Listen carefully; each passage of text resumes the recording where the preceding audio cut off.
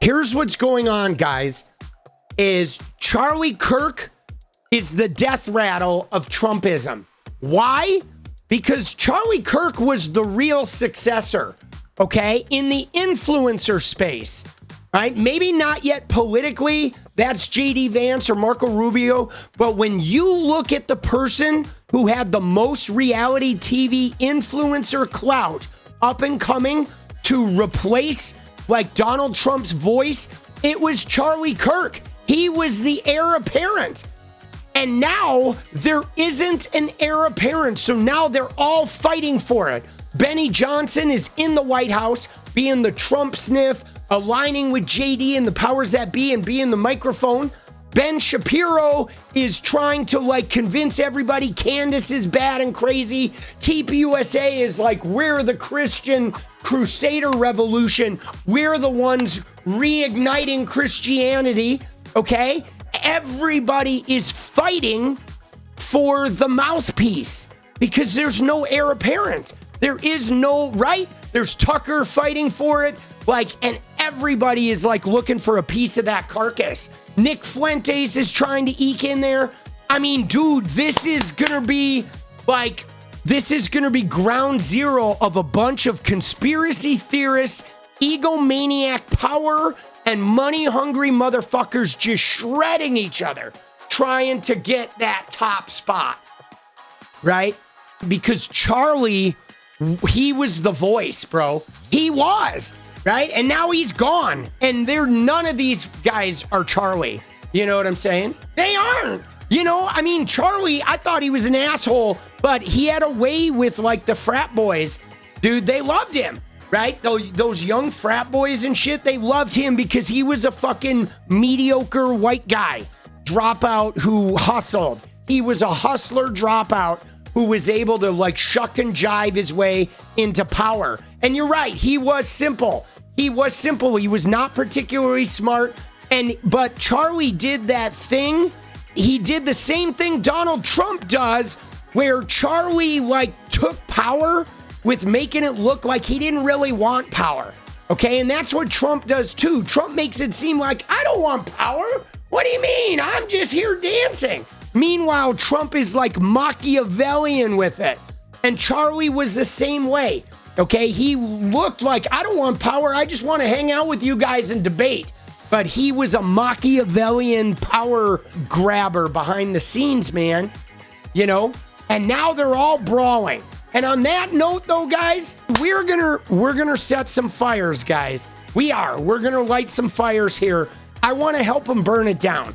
I think at this point, we gotta just help them burn it down. Burn, baby, burn. Disco Inferno, burn, baby, burn. Burn the mother down. Woo! Plus, I gotta admit, I like this gossipy shit on the slow news days. I mean, so here's the thing, guys. The Candace Owens thing is wild. I have a complicated relationship with this woman, okay? Because, first off, I think she's batshit crazy. I don't trust her. And I know that she would convince herself a lie is true in order to hit that cash register.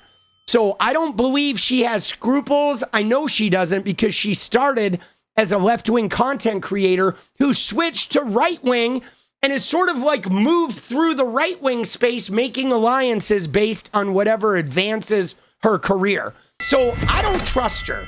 I don't fucking trust her at all. Now, at the same time as not trusting her, though, guys, I appreciate her on this level right here, where I said, get your popcorn, people.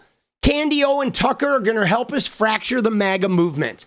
Okay? And I believe the fracture is going to be very permanent. Okay? Her and Tucker Carlson, I want to give them some gas and give them the blowtorch and let them go to town because they're dismantling, guys. They are causing a rift around 𝗙PUSA and Charlie Kirk. They're causing a rift around Donald Trump's inability to do what he said he was going to do. And they're also dismantling around Israel. Now, in 2024, the left, we fought over Israel and Gaza. That was the chief thing that divided us with Biden's behavior and with Kamala Harris's candidacy and the AIPAC, everything was shredding the Democrats. But now the right wing is going through it, and they're going through it differently because they have a really intense anti-Semitic, hatred of Jewish people coming from Tucker and the Groypers, Nick Fuentes, and a lot of the American firsters.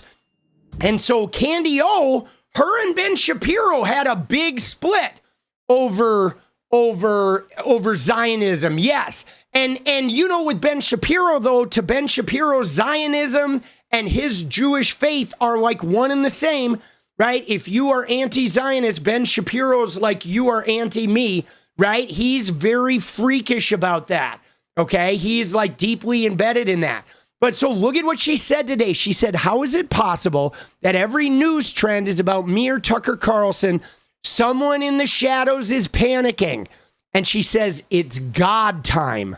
Dude, she's pulling the religion too, guys, which is like, this is keeping MAGA in it, okay? Her Christianity, which is dubious at best, but she's keeping the MAGA faithful in there because of, God time.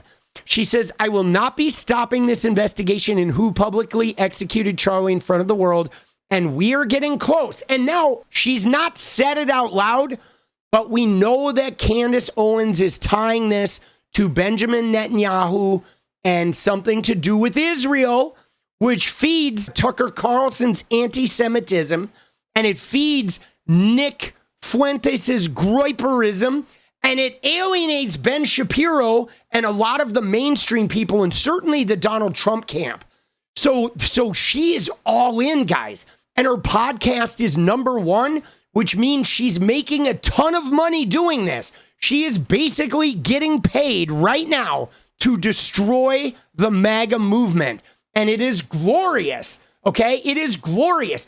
And guys, this is deep, though, because Project 2025.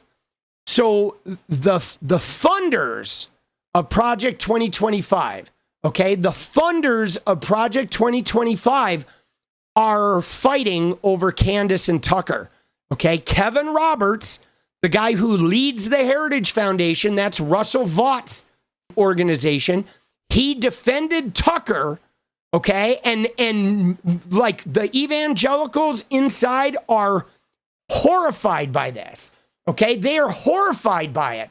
Kevin Roberts is under fire for not disavowing Tucker Carlson. And that was the same reason that Charlie Kirk came under fire.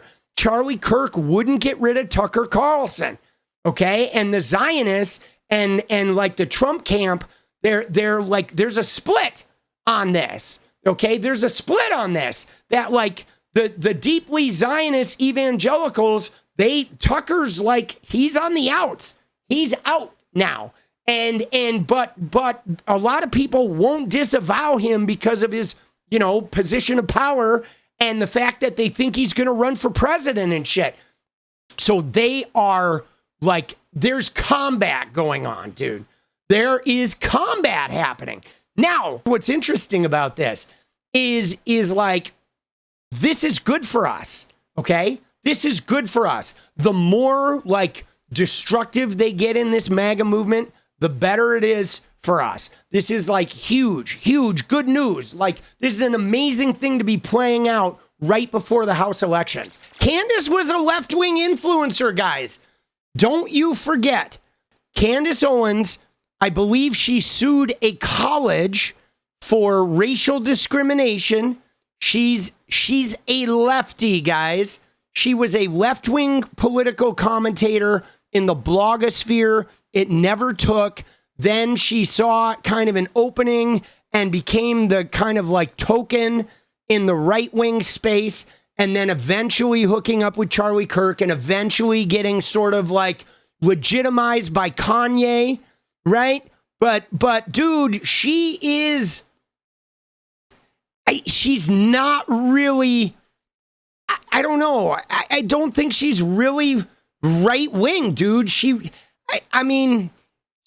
reminds me of the right-wing version of Cenk Uygur, okay? Where Cenk Uygur was a Republican, and his incel blogs never really took off. It never really vibed for him. Eventually, he became a progressive guy, and he hitched himself to Bernie, but he's mostly attacks everybody and mostly just is like, I'm the only person with the correct theory and everyone else around me is crazy. But he's really a Republican, Cenk Uygur. If you look at his behavior, if you look at where his softness lies, his softness is always for the Republicans, for Trump, for the authoritarian, for the poly market money. And I mean, Candace Owens is like a right-winger conspiracy. I'm the only real voice that counts. I'll fucking roll anybody for money. But really, her soft spots are more like she's kind of a lefty in a way, even though she's not, but she sort of is. She's like a lefty in a right-wing career, you know? And that's one of the reasons why I can even stand to watch her, is because, like, you can still see that little nugget of leftism in her, right? You can, even though she's a horrible, like, untrustworthy grifter. But she was definitely a lefty